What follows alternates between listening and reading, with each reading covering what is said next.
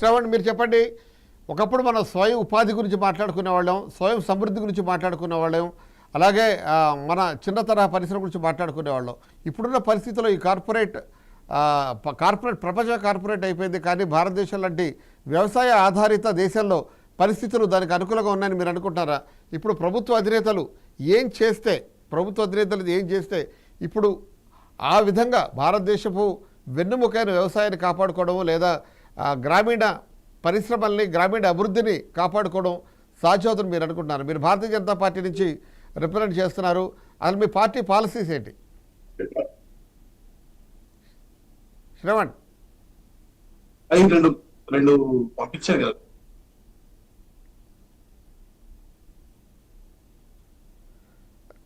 Right Maheshwar, మీరు ఇందాక మాట్లాడుతూ కొన్ని విషయాలు చెప్పారు. ఇప్పుడు మన స్వయం ఉపాధి గురించి అలాగే స్వయం సమృద్ధి గురించి ఈ రెండు పదాలు మనం పూర్తిగా మర్చిపోయాం గ్లోబలైజేషన్ ప్రపంచీకరణ తర్వాత. దీన్ని మనం అలా అర్థం చేసుకోవాలి. తిరిగి మనం భారతదేశంలో దాదాపుగా 60% మంది ఈరోజు కూడా వ్యవసాయంపై ఆధారపడి బతుకుతున్నారు. కానీ మన జీడిపిలో కేవలం 14% మాత్రమే వ్యవసాయ ఆధారిత రెవెన్యూస్ మనం చూస్తున్నాం. సర్వీస్ సెక్టర్లో 51 నుంచి 52% వరకు మనకు ఆదాయాలు జీడిపిలో మనకు కనిపిస్తున్నాయి. ఎందుకు 14 నుంచి 13%కి వ్యవసాయ జీడిపి పడిపోవడానికి కారణం ఏంటి? మన సరైన వైఖరి తీసుకోకపోవడమా లేదా సరైన పాలసీస్ని తీసుకోకపోవడమా? దీనికి కారణం ఏమనుకుని మీరు అనుకుంటున్నారు? సార్, దీర్ఘకాలికంగా రైతును లేకుండా చేశారు అనేది మీరు గ్రామాలకు వచ్చి చూస్తే అర్థమవుతా ఉంటుంది. నేను చిన్నప్పుడు మా గ్రామంలో ఆల్మోస్ట్ మొత్తం వ్యవసాయం చేసేవాళ్ళమే. ఈరోజు వేళ్ల మీద లెక్క పెట్టచ్చు, 5-10 మంది కూడా లేరు.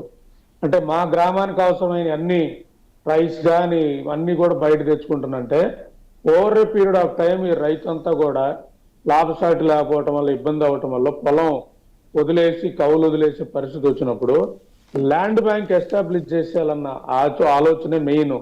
దాంతో ఒక్కసారి రైతులను తెలిపోయినప్పుడు కార్పొరేట్ వ్యవసాయం వస్తుంది. అంటే మొత్తం కూడా రాచరికంలో ఎలా అయితే రాజుల మీద ప్రజలు బెచ్చగాళ్ళ మాదిరిగా ఉండాలి, ఇది చెప్పాలంటే ఇది ప్రజాస్వామ్యాన్ని రాచరిక ప్రజాస్వామ్యానికి తీసుకెళ్లే విధానంలో సాధికారిత అనే పదం మర్చిపోయారు వాళ్ళు. గ్రామ సాధికారిత అంటే వ్యవసాయం బాగుంటే వ్యవసాయం మీద ఆధారపడి అన్ని వర్గాలు బాగుపడతాయి, అన్ని కుల వృత్తులు కూడా బాగుపడతాయి. వ్యవసాయాన్ని లేకుండా చేస్తే ఆ పక్కనున్న కుల వృత్తులందరూ కూడా ప్రభుత్వం ఇచ్చే పథకాల మీద ఆధారపడతారు.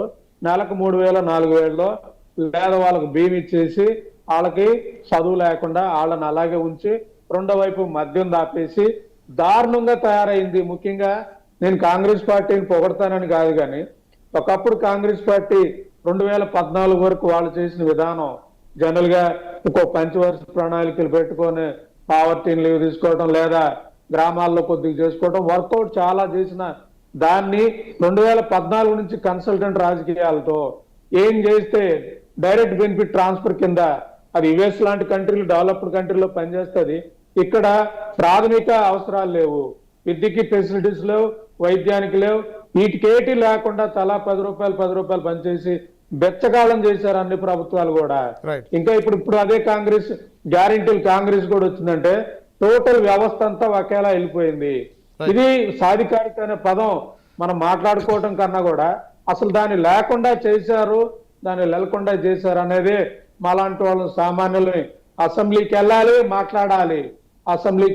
మాట్లాడాలన్న లక్ష్యంతో నిరంతరం పనిచేస్తా ఉన్నాం. కాబట్టి అది మాట్లాడుకోవడంలో ఏమీ పెద్దగా లేదనేది నేను చెప్పదలుచుకున్నాను. రైట్ సత్యనారాయణ, మీరు చెప్పండి. ప్రపంచీకరణ అనేది కొన్ని దేశాల్లో కొన్ని రకాల ప్రభావాలు చూపించింది. భారతదేశంలో అయితే